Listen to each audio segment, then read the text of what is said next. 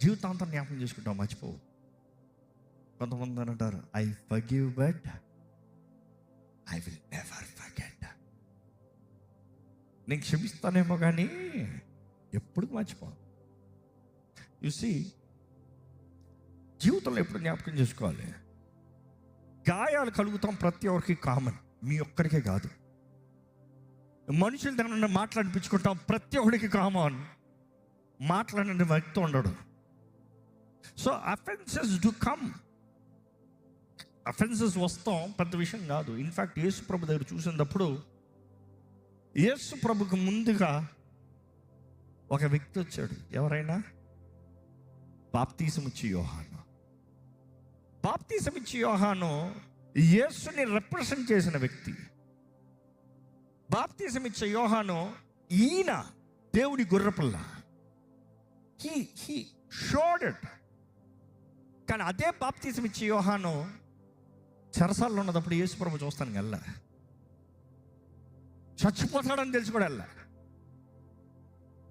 కానీ అలాంటి సమయంలో ఆయనకి కొంచెం బాధ కలిగింది.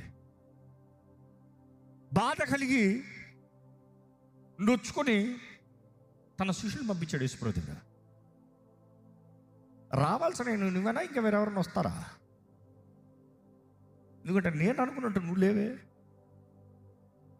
నేను అనుకున్నట్టు నువ్వు చేయట్లేదే. నువ్వు రక్షకుడు అంటే నువ్వేదో చేస్తావు, ఏదో వస్తావు అంటే కనబడమే. అక్కడే యేసుప్రభు అంటాడు, బై నో మీన్స్ ఆయన మిస్అండర్స్టాండ్ చేసుకున్నాడు. నేను ఆయన గురించి చెడ్డగా మాట్లాడుతున్నా. స్త్రీలు కన్నవారిలో గొప్పవారు ఎవరంట? యోహాను అని యేసుప్రభు చెప్తాడు. నెక్స్ట్ ఏమంటాడు తెలుసా? Offences do come. కానీ ఎవరి మూలంగా వస్తుందో శ్రమ. అఫెన్సెస్ వస్తాయి. అఫెన్స్ వచ్చినంత మాత్రాన దేవుడు మిస్అండర్స్టాండ్ చేసుకోవద్దు. అఫెన్స్ వచ్చినంత మాత్రాన దేవుడు చేయలేదు అనుకోవద్దు. అదే సమయంలో అఫెన్స్ మనుషుల్ని తీసుకొచ్చినప్పుడు దేవుడిని నమ్మండి. Faith to forgive. కొన్ని సంవత్సరాల ముందు దీని మీద ఒక ప్రసంగం చెప్పాం, ఫెయిత్ టు ఫర్గివ్.